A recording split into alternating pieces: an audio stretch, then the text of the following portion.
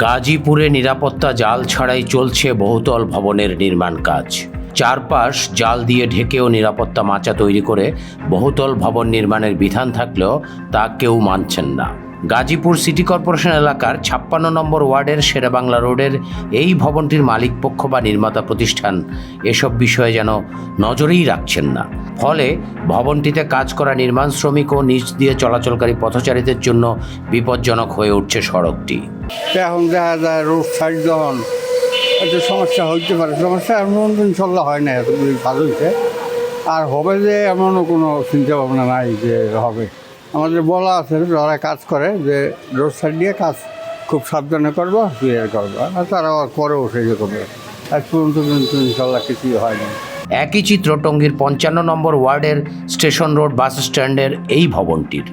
এখানেও নেই কোনো নিরাপত্তা বেষ্টনী, ফলে পথচারীরা এখান দিয়ে চলাচল করছেন আতঙ্ক নিয়ে। আমাদের চলাফেরা করতে হয় এখানে, এই ওরা কাজ করতেছে বা যারা এলাকারই প্রভাবশালী অনেকেই কাজ করে, এদের মধ্যে দেখা যাচ্ছে তারা বেষ্টনীগুলো ফলো করে না ঠিকঠাক।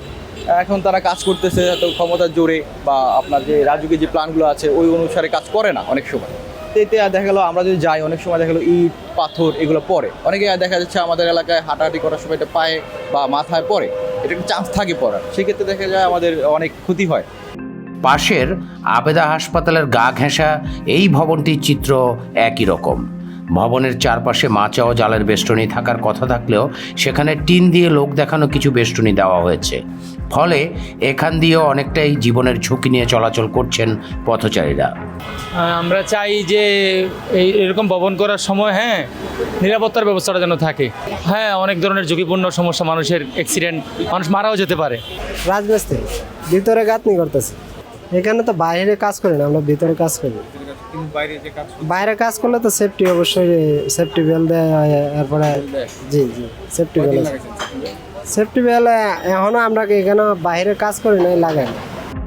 শুধু এ কটি ভবনই নয়, টঙ্গীতে নির্মাণাধীন অধিকাংশ ভবনেরই একই অবস্থা।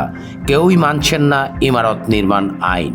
ফলে ভবন থেকে নির্মাণ সামগ্রী পড়ে প্রায়ই ঘটছে নানা ধরনের দুর্ঘটনা, ঘটছে মৃত্যুর মতো ঘটনাও। আর এসব ঘটনার প্রধান শিকার পথচারীরা। নির্মাণাধীন ভবনের নিচ দিয়ে যাতায়াত করা বা পার্ক করা যানবাহনেরও ক্ষতি হচ্ছে আইন না মেনে অসচেতনভাবে ভবন তৈরি করার কারণে।